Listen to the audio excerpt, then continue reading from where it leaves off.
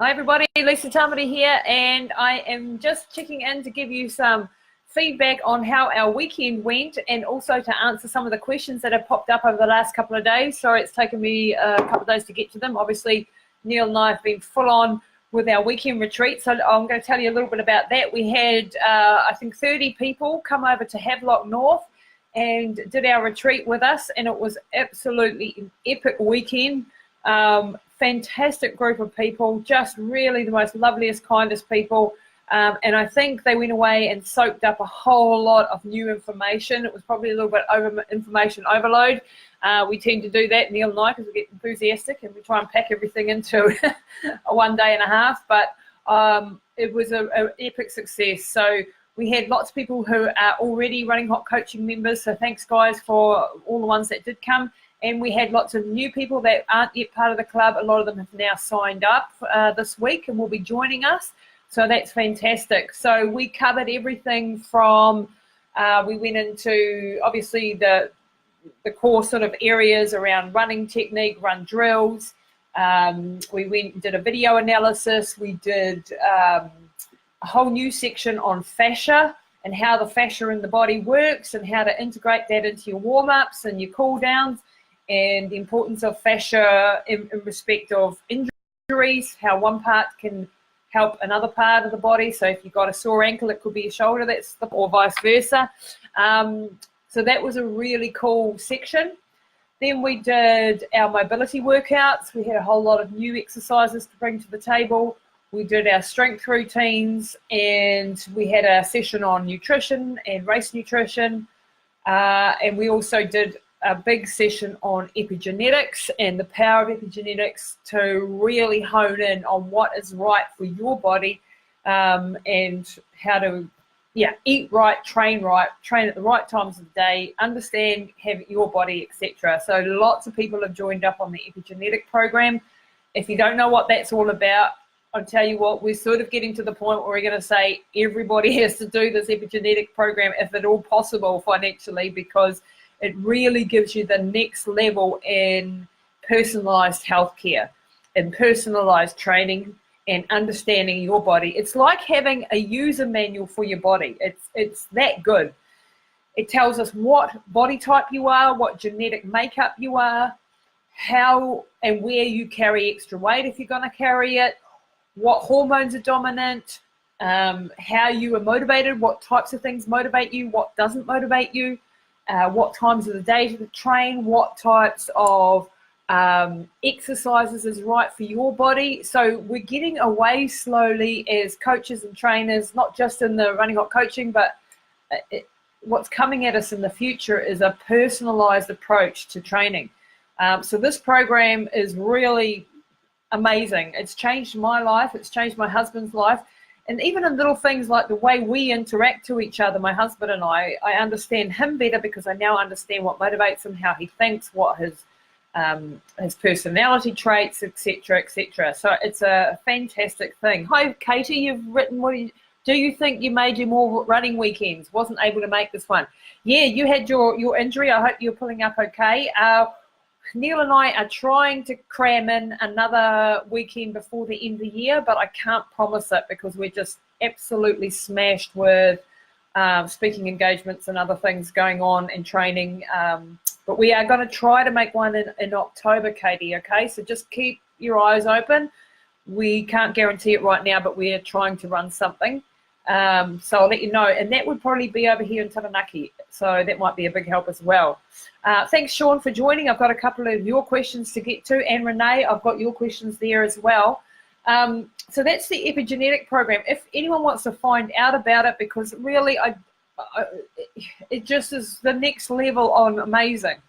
You do this massive long questionnaire online, and it tells us everything about your body and how your genetics are expressing right now. And it also tells us what foods exactly you should be eating, what ones you should be, more to the point, avoiding. It tells us what time of the day your hormones are replacing. It tells us, for me, for example, I'm an activator and I like high intensity interval training. So if I do a lot of HIIT workouts, I'm going to see results. Whereas if my husband does those same workouts, he's just going to smash himself. He's better to go for a 3-hour run. So it's different things for everybody, and it's understanding your body. It doesn't mean that I can't go and do ultra distance. Obviously I have anyway, but my body is actually built for something else. So it's understanding that. Yeah, so if anyone wants to find out about that, I'll put a link in the post below to have a look at that, and email us if you've got questions about that program, because it's really next level. Right, now getting on to Renee Ferguson. So you asked the question about how soon after an ultra should you start training for the next one. And you've just done a 80K at Naseby. Congratulations on smashing out that distance. I know that you were aiming for the 100K, but Renee, that is awesome. 80Ks under those sort of conditions and that cold and all that sort of thing is absolutely fantastic. I hope you're very pleased with yourself. I hope you're proud of yourself for achieving that huge goal.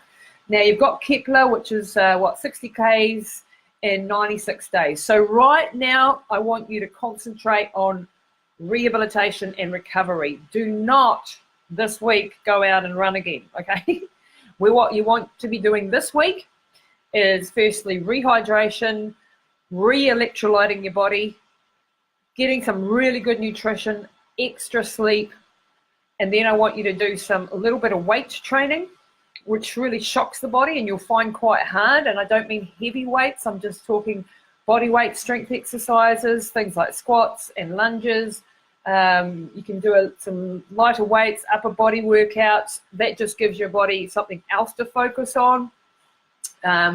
So what you want to be avoiding is high impact, anything high impact. So no high intensity training in the next week, no speed work, no long runs, okay?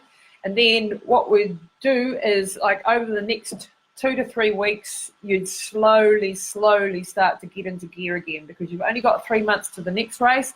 So really the next month is going to be low volume, is going to be concentrating on all the health aspects.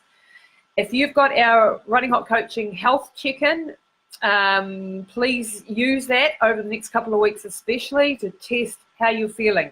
Now this is a form. If you haven't got it, guys, Neil can send it to you. It is on the website as well, the RHC check-in form. So what that does is it asks you every day on a scale of 1 to 10, all things like your hydration, your sleep, how your nutrition's been going, how you're feeling, are you feeling stressed or not, and you give yourself a mark out of 1 to 10. And that will give us an aggregate at the end of the day as to how hard you should possibly go with your training, all right? So it's learning to be intuitive. You've got the programs on our website and you can apply the programs to your calendar. But what we want to teach you is to move within a bandwidth, if you like, on those plans so that you don't have to stick to them absolutely rigidly, okay? It doesn't have to be absolutely rigid. We want you to learn to understand your body. So, for example, I've had a really heavy weekend, obviously over in Havelock North, working all the time, putting all my energy into everybody else, not having enough sleep, traveling, coming back straight into work. So I've got sleep deprivation, I've got high levels of stress, yeah, all those sort of things over the weekend made that when I went to train today, I was intending to do a real high intensity hard workout. When I started to do the workout, and after knowing what the weekend that I'd had, I wasn't feeling it, so I didn't push it, okay? Now, tomorrow I might be up for it. You know, it was on my program to do a high intensity workout today, wasn't feeling it, we'll do it probably tomorrow, okay? So it's learning to understand your body and not push it over the edge. We all think we just need to take a teaspoon of concrete and harden up, and there is a time for that, but there is also a time for planning, for being wise and not being stupid, okay? So for you right now, Renee, it's that time. It's that time where you concentrate on recovery and rehabilitation and getting your body healthy again, because an 80K has just smashed the crap out of your hormones. It's smashed your body's reserves. Your immune system will be down. You would have knocked out a whole lot of red blood cells and by smashing your feet on the ground for 80 kilometers. All of these things add up. Now, it can take up to 6 to 8 weeks for you to recover fully from an 80K like that, even longer. For something like Death Valley, it would take me up to 6 months for all my bloods and things to come back to normal. It takes that much out of your body. Don't underestimate this. This is what makes me frightened when I see people smashing out one race after the other. You can do it. I did it. And I smashed the crap out of myself, and I've got major health problems. I don't want that for you guys, okay? I want you to plan it out and be sensible. Have epic goals, but recover in between, and then prepare slowly for the next event. You should not be doing back-to-back races throughout the year. It's not ideal. I'm just going to tell my husband, can you save the potatoes for dinner, please? I think they're burning. Sorry, guys. So that was for you, Renee. If you've got any other questions, let me know. The next question comes from Sean, who's just joined up with us. Sean Wilton, thank you very much for joining us, and welcome to the team. And thanks for the questions in the group and posting. We love people who post everything because it keeps you accountable to the other people in the group, and it lets you share your journey with us. We want to see more people doing like that, like Sean is. Now, you asked a question about carb replacement formula, so that you train from 4 a.m. to 6 a.m. every day.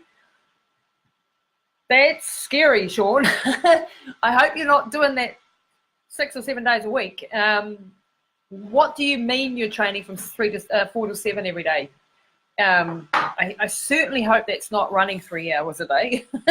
I gather that will be partly in the gym, and that will be partly, nobody hardly ever needs to train for 3 hours a day unless you're a professional athlete or unless you're preparing for something like Death Valley, okay? So that's not an ideal situation. So I'm not quite sure exactly, because we haven't managed to connect on the phone.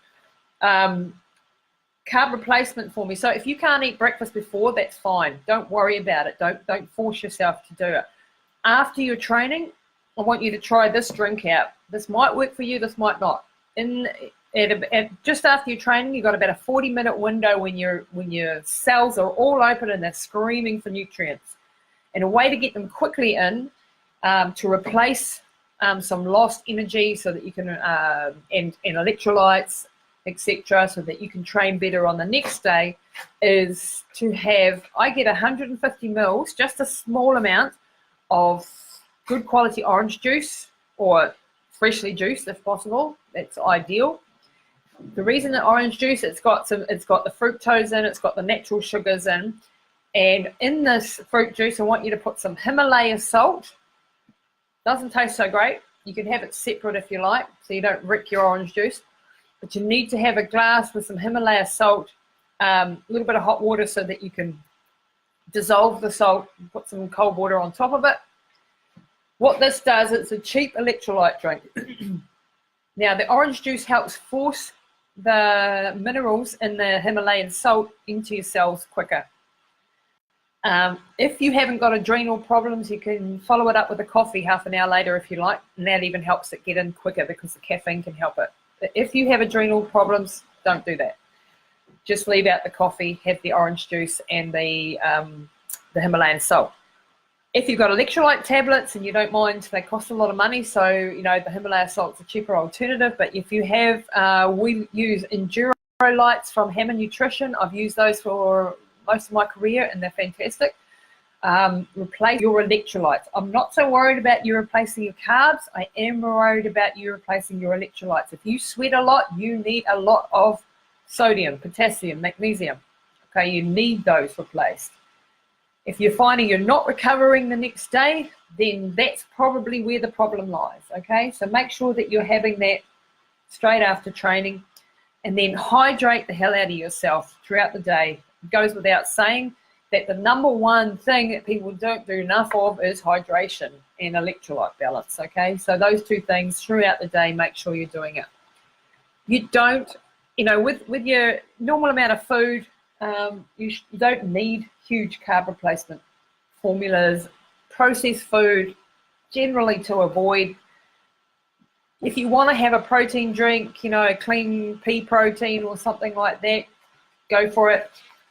If you did the epigenetic profile, we'll be able to tell you exactly, because it would say to us, avoid whey, or you can have whey protein, or avoid this or avoid that, and what's absolutely ideal for you.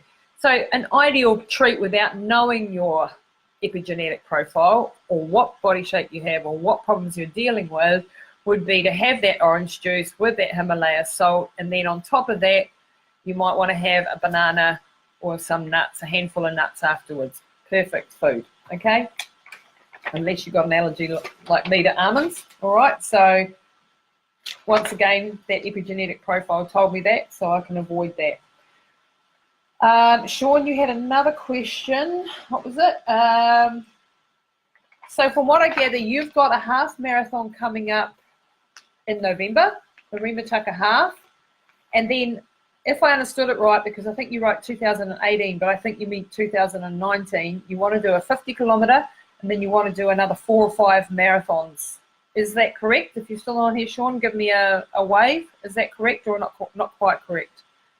If you can let me know.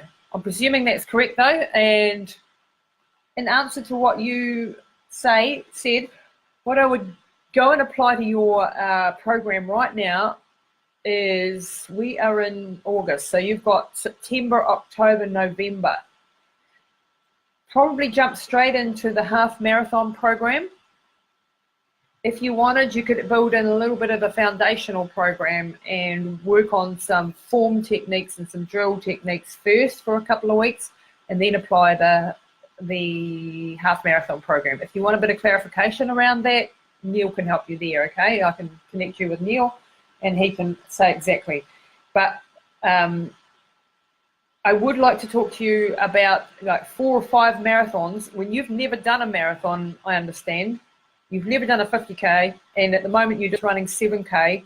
Don't plan too far ahead. Just get to the half marathon first, and then get to the 50 kilometers, and then we'll see how you're tracking from there. What you don't want to do is blow your health apart, especially because you've got lots of kids, I know, and you've probably got a whole lot of other stress factors in life. So we want to keep you healthy, and then plan accordingly so that you don't blow yourself to pieces, if that makes sense, and being sensible.